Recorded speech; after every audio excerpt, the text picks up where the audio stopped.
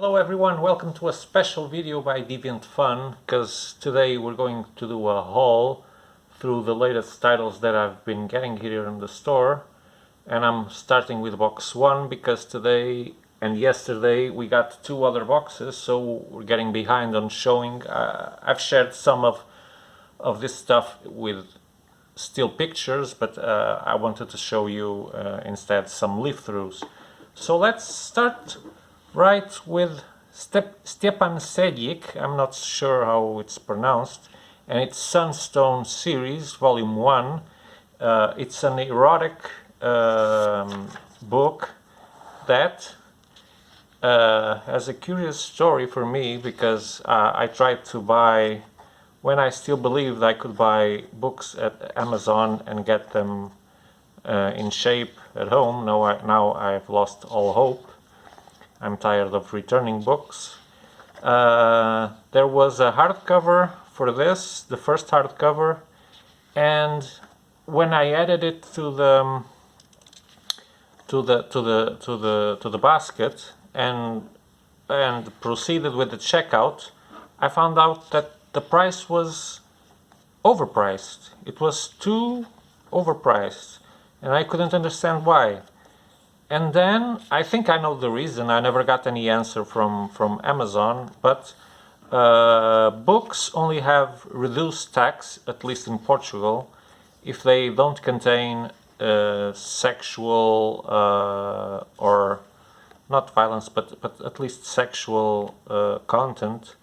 They're not. They are excluded from the reduced VAT. So I think that's what was happening. And that's why I didn't buy the book from Amazon, and I'm glad I didn't, because it will probably get here all damaged. And yeah, I opted out by buying volume 1 to get the feeling of it from one of our trusted suppliers, and I've got it in mint condition. No worries about that, because I know they always arrive in mint condition. And I'm quite curious to see this, because I love Stepan's work.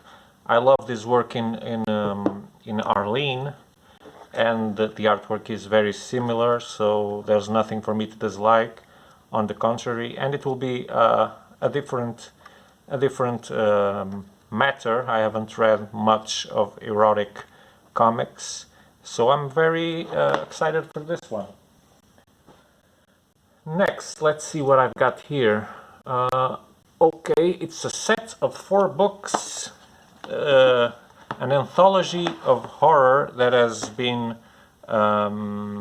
making some waves in social media. It's the Ice Cream Man series, which takes horror in different approaches. From what I know, it's an anthology, so I'm expecting, as the word implies, short stories that aren't related with each other, with an ending, and then another horror story that might share some intervenience, but it will be different, and perhaps exploring different aspects of horror that I don't know, because I haven't read it. It was something I was very curious for a long time to order, and I found them at a good price in one of our suppliers, and they're all in mint condition, like I said. So that's, yeah, even if they were a little bit expensive, I would go for them instead. Yeah. Here we see, I like the artwork. It's simple but effective. So I like horror, but I'm not very. I haven't read many horror related titles. The most I've read is from Mignola's verse, and not everything is horror. It kind of is, but not always. And I've read the Hill House comics that have been put out by DC in Hill House Comics imprint, and I've enjoyed them all. So it's a genre I like almost as much as crime, police noirs. That's my thing, my favorite genres. So I've got volumes 1 to 4, expecting to receive number 5 shortly, very soon. And there's a new series now that reminded me of this, that's called Ha Ha Ha, I think, or Ha Ha only. I think there's a clown in the cover, and it's also a horror themed comic. Next, Violent Love. I've read much about this. So it's got crime, it's got drama, it's got romance, and it's got Victor Santos in the artwork, and he did an amazing job. I've just lived through these pages and got stunned with the artwork. I had never seen such good artwork from Victor Santos. The other books, I know it's less embellished artwork. This one is more refined, and I really dig it. So and the subject interests me, so I'm pretty sure I will love this book. This series, better saying. Let's check volume 2 quickly.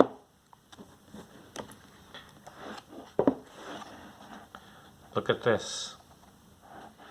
Almost no color, but so beautiful. And then we've got this in full color and still looking awesome.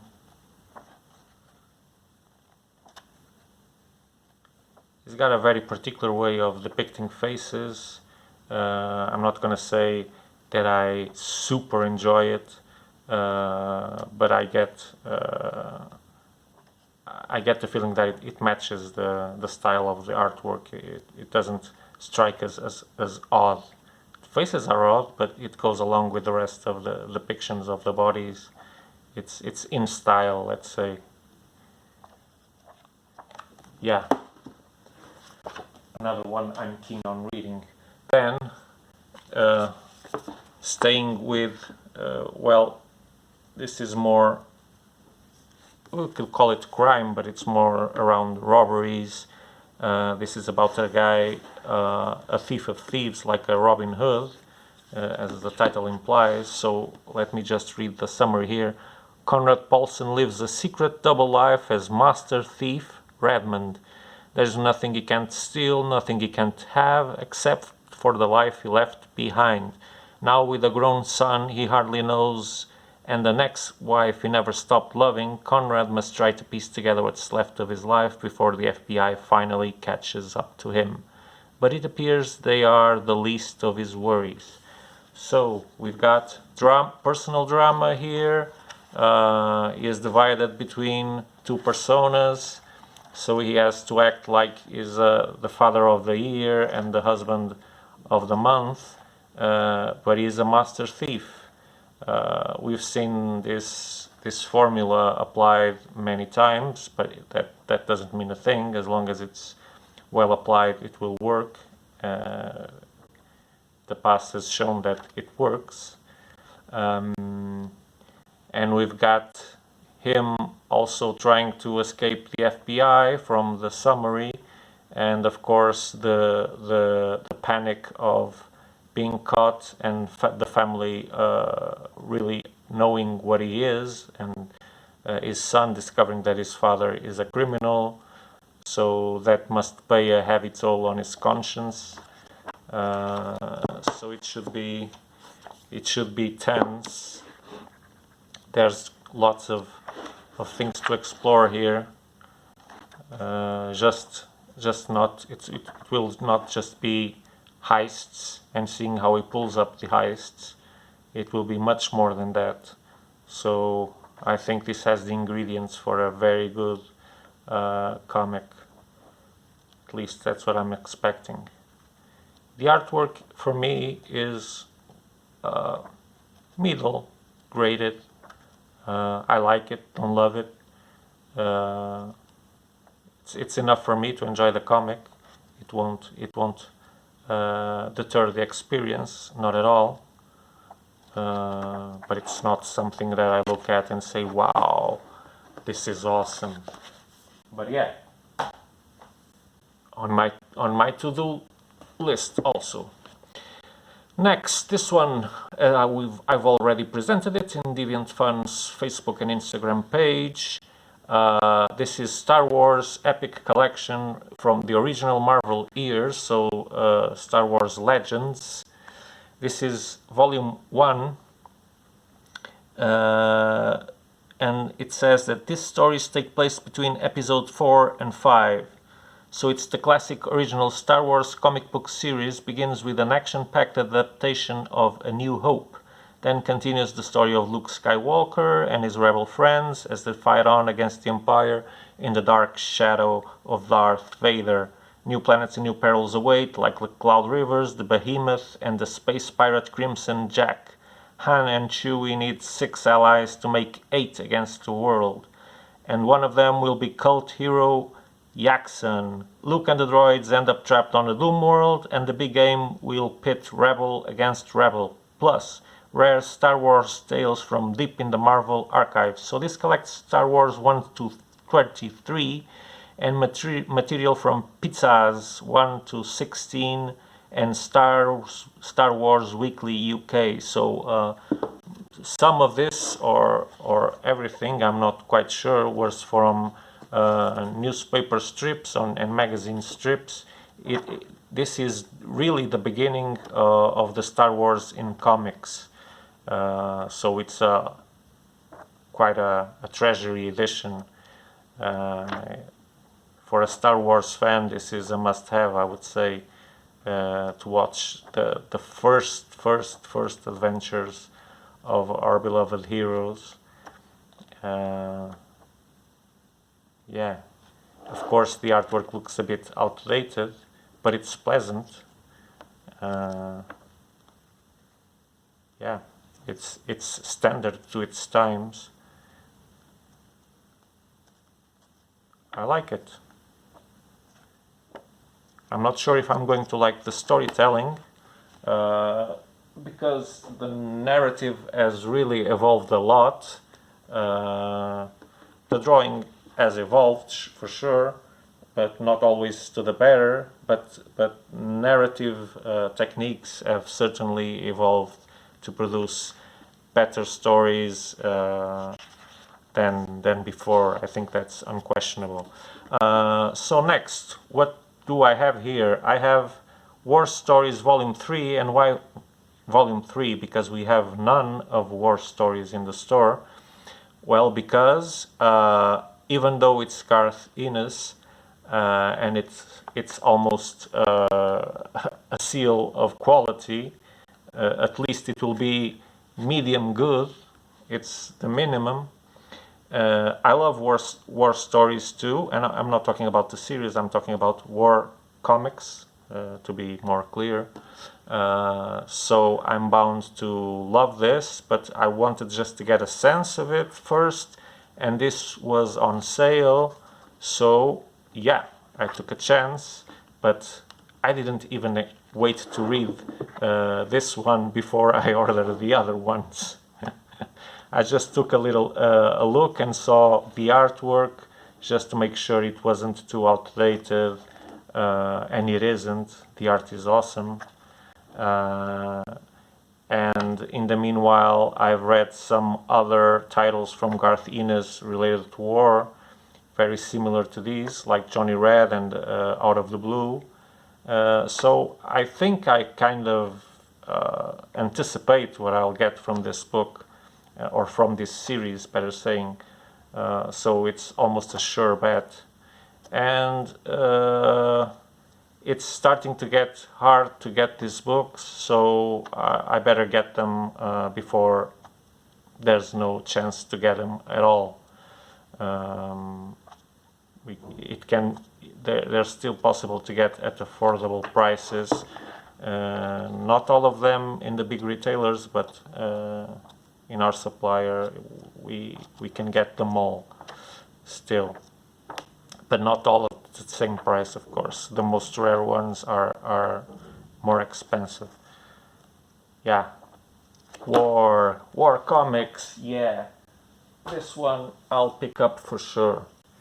Then another series that will have a hardcover, or it has already come out. I'm not sure. If it didn't come out, it's coming, and it's Skyward by Henderson, Garbett, Fabella, and Boland. The premise on this book is that one day gravity suddenly becomes a fraction of what it is now. This should be written by Matt Fraction.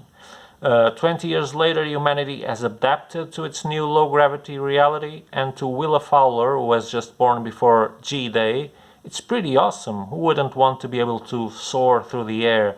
But there are dangers too, and not just the fact that with one wrong step you could go flying off the face of the earth. Some dangers lurk much closer to home than she knows.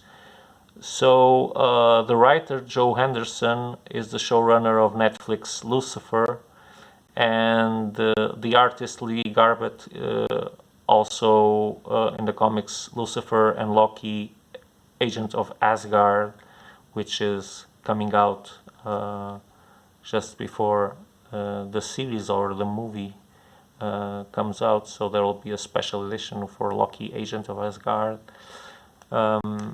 Yeah, let's take a look inside and see how the art looks like. Mylogy Life, that's how the first title is called. Whoa, that's a great splash screen here of everything levitating. Perhaps this is G-Day because no one seems to be ready for what's happening.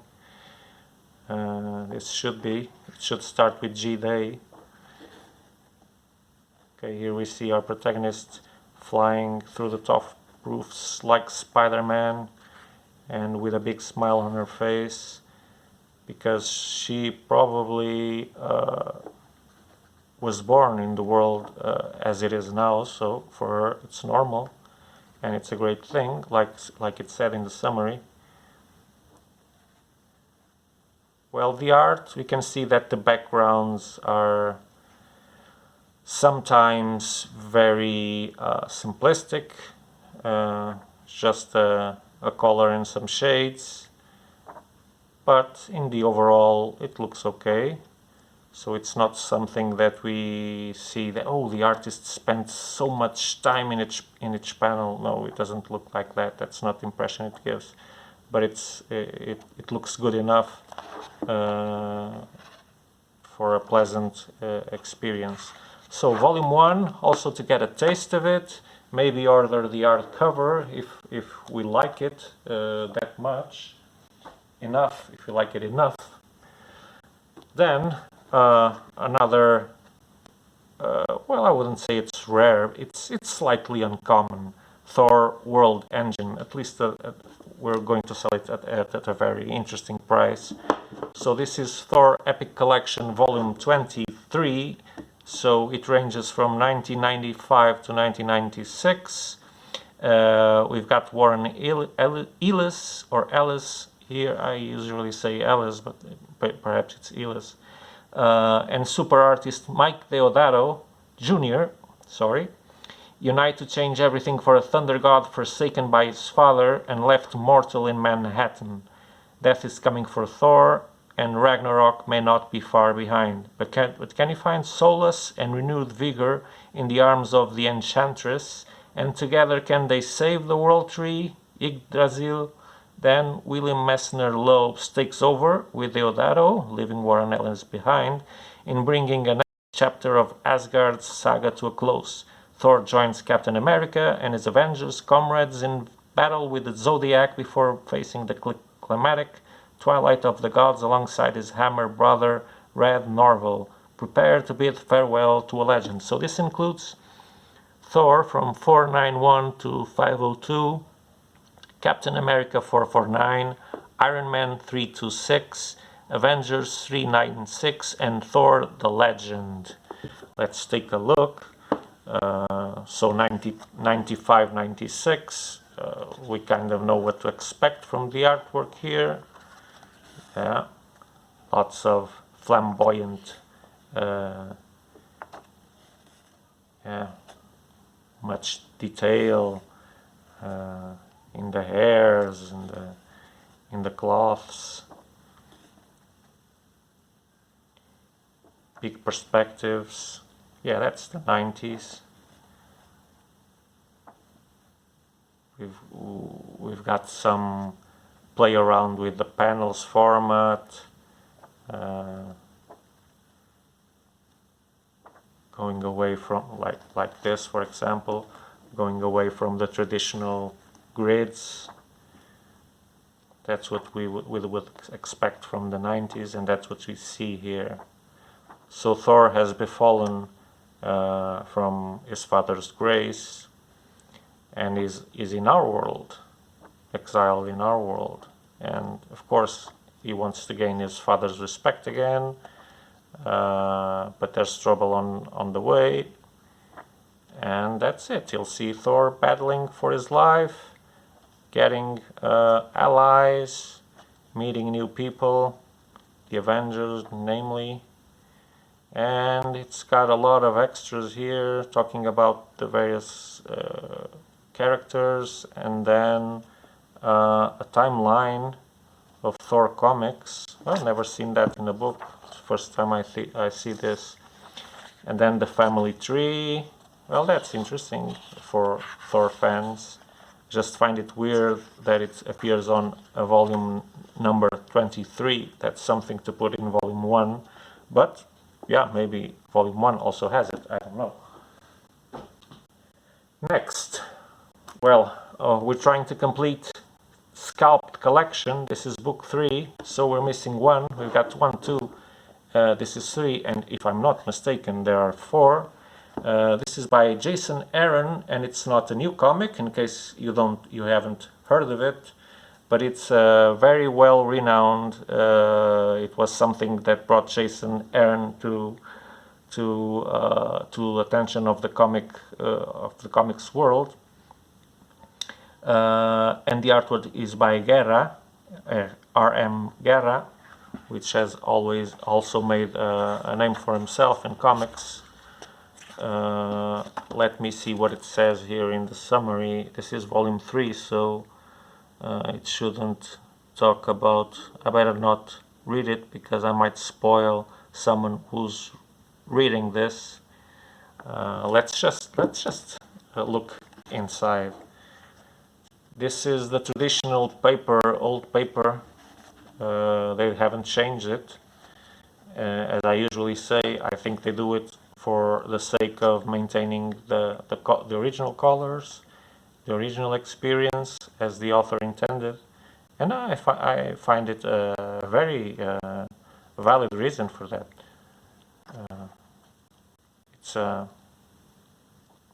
It shows respect for the artist's work. And it will give them a lot of trouble to recolor, of course, not to count that. But yeah, the paper isn't super good, but it holds up. So it's an action-packed book, as you can see.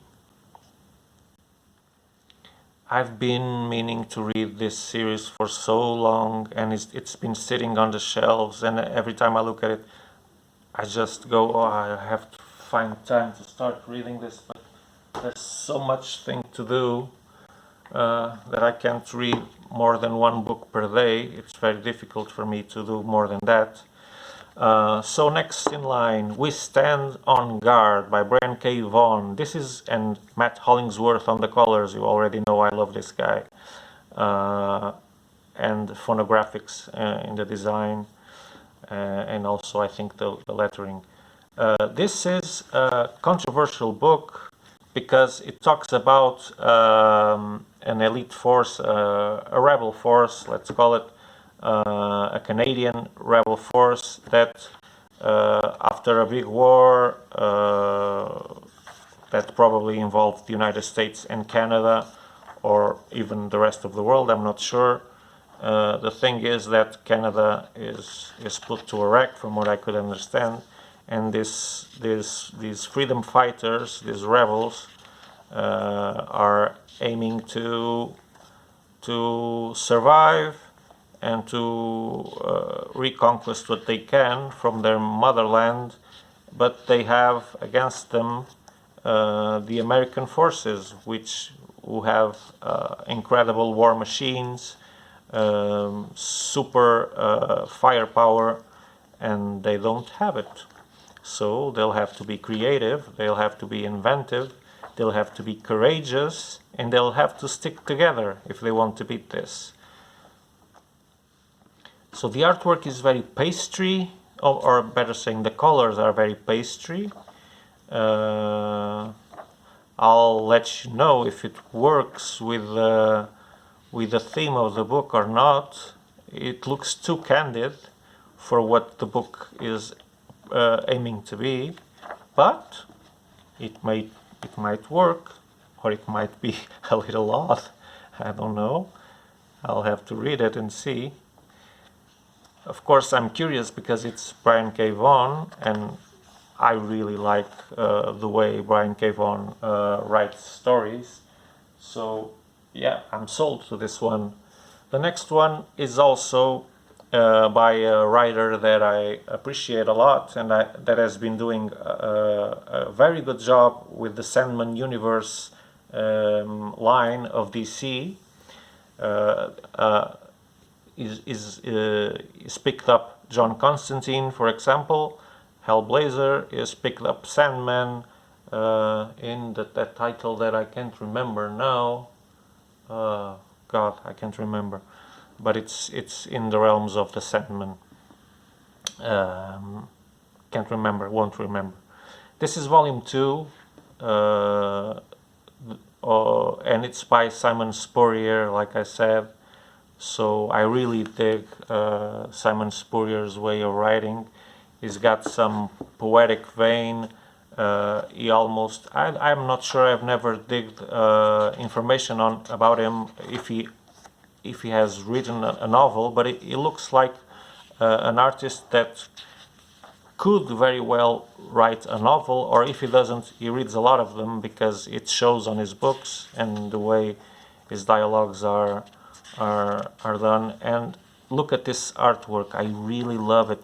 It's so sketchy and so dirty. It's really, it gives you a dark tone. Look at this splash. Am I centering it? Okay, yeah, it's better this way. Oh, I really like this artwork. Very reduced palette of colors, but so effective. It's really harsh and crisp. Excellent work there. It's getting cleaner. Maybe it's another artist. I like the beginning better. It's way cleaner now and pastry. Now it's getting like the initial part again. Yeah, it seems that this is more than one artist working here, but the guy that does this, wow, I have to find out which one of them is. I'm thinking it should be Aaron Campbell, but I'm not sure. Yeah, so Simon Spurrier tried to revitalize John Constantine, Hellblazer. If I'm not wrong, this has been cancelled. They stopped on. I think this is the last volume that will come out. I'm not sure. I might be talking rubbish, but I remember seeing a rumor that it was going to be cancelled, and then I'm pretty sure I saw the confirmation that it was being cancelled. Next, Frog Catchers, a small book by Jeff Lemire. It's a writer that I also love, and I know I'm not the only one, right? So this is written and illustrated by him. It's super sketchy, so it might not appeal to everyone. It's like you're seeing his sketchbook, a little bit refined. It looks like it contains ideas for a story that he would later on develop, but no, it's the actual final artwork, I meant. And it's got some panels that I really like, even though they're so raw, and some of them really look unfinished. There's no way of going around it. But I'm expecting that the strong point is around the story and not the drawings. I actually like Lemire's drawings. This one I think it is a bit too sketchy.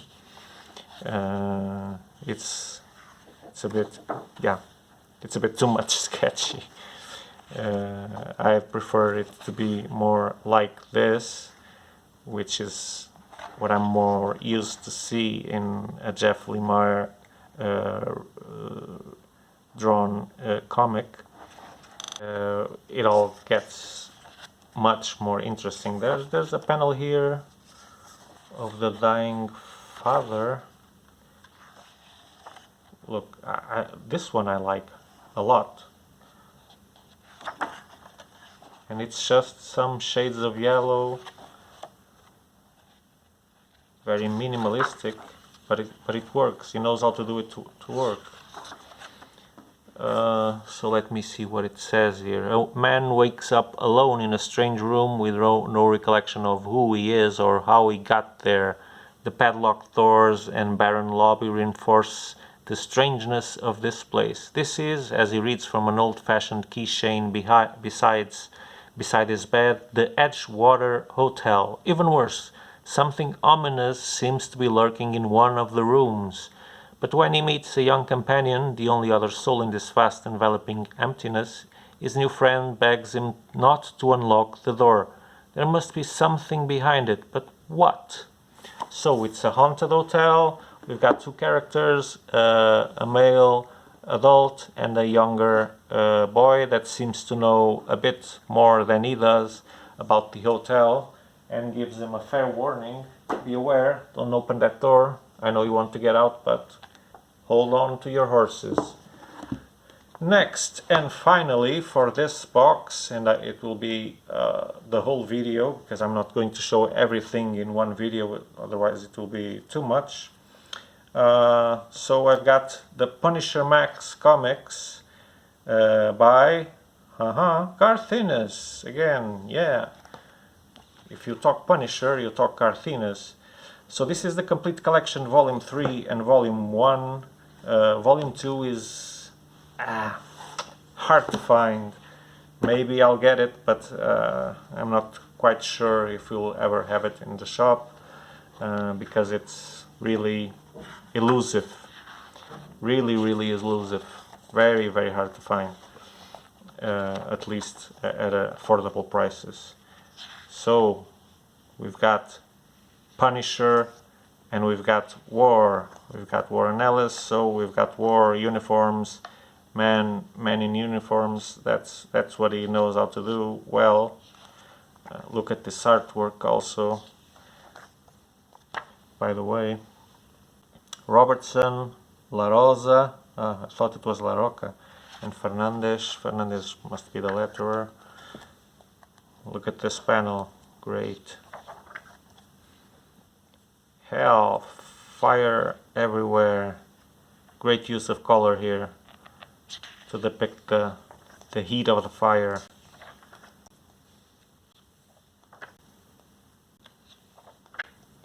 If you're a Punisher fan, you probably have these on your bookshelf or want to have them.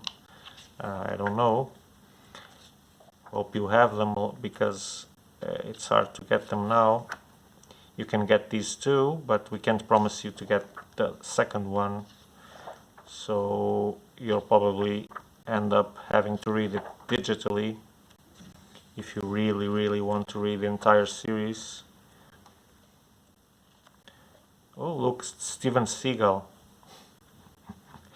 It really looks like Steven Seagal. So this is volume 1 and volume 3. By the way, volume 1 from 2003 to 2008, Garth Ennis worked with some of the best artists in comics to produce an unforgettable run on The Punisher. Now Marvel presents a new collection of the stories that changed the world of Frank Castle forever. So in a span of 5 years, that's what these books go through. The complete works, or at least almost complete. Something must have been left out, but you'll find it, at least most of his work in Punisher, here in this complete collection. Yeah, the books look good, and it's Garth Ennis, so it's bound to be a treat. He sure did a hell of a good job revitalizing the Punisher and making it a front scene, not superhero, but comics hero or anti-hero, whatever you want to call him. If he's got the notoriety he has, he owes it to Garth Ennis. That's undoubtable. You cannot say otherwise, because you'd be wrong. Yeah, and that's it, and I think it's enough. It's quite a lengthy video for now, but be aware that we'll be exploring other crates very briefly, and those books are not yet even photographed or announced in the site. So I'll probably do the video before taking the photographs, because it ends up being faster doing the videos, and you can see the leaf-throughs, which is more enriching than just looking at some stills. So if you're still here, if you liked this video and you like videos like this, talking about comics, showing comics, please like the video. It helps us. It helps the YouTube algorithm to show us to more people. And why not subscribe to the channel? Otherwise, follow us on Facebook and Instagram, and mostly visit us. Visit our shop at www.deviant.fun.biz, where we've got tons and tons of advertised books that you can order.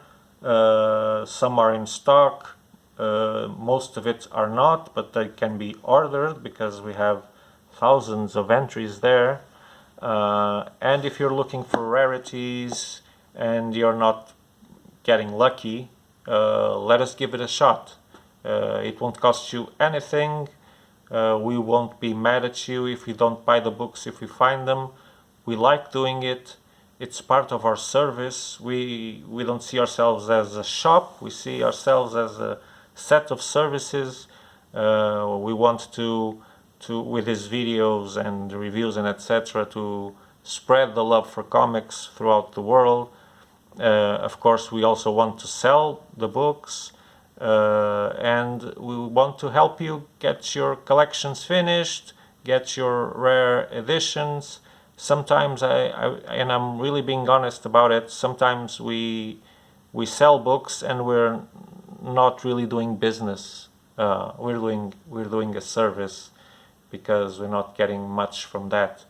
But yeah, it's gratifying to see some of our most beloved customers, especially those ones, of course, to get their hands on something they've been looking for a long time. That's also rewarding. So, with no further ado, Deviant Fun out in 3, 2, 1, 0. Bye bye. See you soon.